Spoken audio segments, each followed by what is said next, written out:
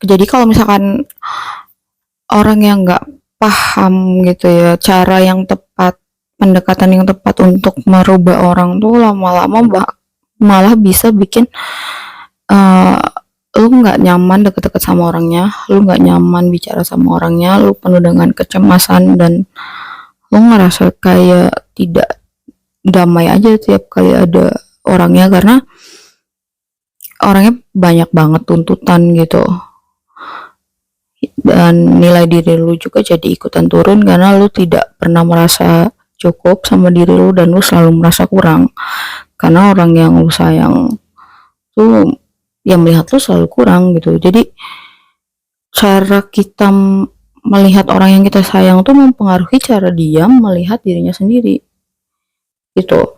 Dan untuk orang yang memang merasa mampu dan mau merubah orang lain, ini resikonya tuh kan kegagalannya besar, dan kalau gagal itu biasanya harga diri atau self esteem mereka juga turun karena kan mikirnya gue gagal ngerubah orang gitu loh maksud gue. Jadi memang nggak baik untuk yang punya mindset ingin merubah, nggak baik juga untuk yang dirubahnya gitu, untuk pelaku dan untuk korbannya itu, maksud gue gitu. Yang efek jangka panjangnya itu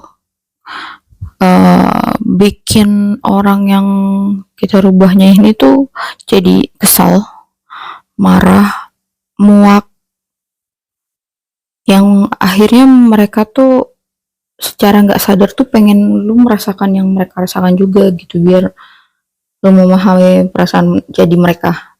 Yang makanya mereka kadang melakukan perilaku-perilaku yang destruktif, yang merusak, atau mereka tuh bicara yang nggak enak gitu, yang nggak baik kalau gitu. Dan itu pun berlaku untuk orang yang mau ngerubahnya tuh bisa karena self esteemnya turun karena merasa gagal merubah orang nih. Jadinya dia juga terdorong untuk melakukan perilaku destruktif gitu. Jadi ini sebuah siklus yang seharusnya kita tuh potong gitu loh. Jadi cara berpikir yang logis dan rasional dan realistis itu adalah kita cukup mengetahui the real karakternya pasangan kita dan kita mengetahui the real karakter kita gitu. Apalagi untuk yang memang belum di fase sesuatu yang serius ya gitu. Jadi kayak kita tuh selalu berpikirnya gini ya, setelah kita tahu semua kelebihan dan kekurangan kita tahu kelebihan dan kekurangan pasangan dan apa ya karakter bawaannya kayak gimana, kita tuh mikirnya kira-kira kita bisa atau enggak ya menerima semua kekurangannya gitu. Itu big deal nggak ya buat kita? Kalau misalkan big deal yang mending jangan gitu maksud gua. Dan pikir juga kita kira-kira kalau bisa menerima tuh kita tahu nggak cara nyikapinnya gitu ketika ya benar-benar hal itu terjadi gitu. Dan selanjutnya juga kita mikir juga nih, kita kan sama aja punya kekurangan dan tidak sempurna, kira-kira gimana ya cara dia menerima dan memahami kekurangan kita gitu loh. Jadi jangan egois, selalu berpikir yang enak buat keduanya, yang nyaman buat keduanya gitu. Dan setelah itu kalian tuh bakal lebih adem gitu ya hatinya karena kalian juga udah nggak punya ekspektasi yang tidak seharusnya gitu. Kalian juga apa ya maksudnya, kalaupun dia jadi lebih baik ya kita happy gitu, kalaupun sama tetap aja ya kita juga sudah menerima gitu. Pokoknya jangan sampai lu tidak memanusiakan manusia gitu.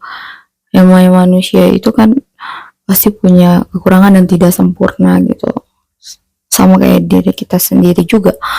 Dan menurut gue itu adalah aplikasi yang paling realistis dari yang suka orang bilang bahwa jangan nyari yang sempurna karena nggak ada di dunia ini gitu. Menurut gue tuh praktek bijaknya tuh kayak gitu, Dan selanjutnya itu hakikatnya tuh manusia itu adalah makhluk emosi dan makhluk yang bebas. Jadi sebenarnya yang bisa lo lakukan hanya memberi mereka inspirasi dan menyentuh hati mereka dengan dan lewat perilaku lo, kebijaksanaan lo, ketulusan lo, kasih sayang lo, dengan cara attitude lo, bagaimana lo memperlakukan mereka, bagaimana lo bicara ke mereka gitu. Pokoknya bagaimana segala sesuatunya tuh lo harus ngasih mereka rasanya dulu gitu loh. Ketika misalkan lo merasa bahwa ini gue punya sesuatu opsi pandang yang mungkin baik untuk kita berdua, tapi lo harus memberikan kayak sesuatu yang dirasakan pasangan lo dulu bahwa oh, oke, gitu, yang hatinya tuh terketuk gitu loh.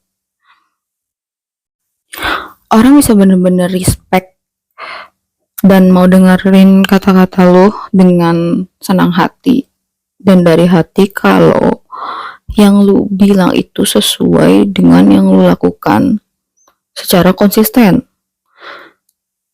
Jadi maksudnya tuh lu bukan cuma bilang dan ngerasa sendiri bahwa lu sudah menyayangi dan sudah baik, tapi orang yang lu sayang ini juga ngerasain, bener-bener ngerasain bahwa ngerasain kasih sayang lu, ngerasain kebaikan lu, ngerasain cirinya tuh mereka ngerasa aman, ngerasa nyaman, mereka ngerasa damai, ngerasa bahagia gitu, ngerasa diterima.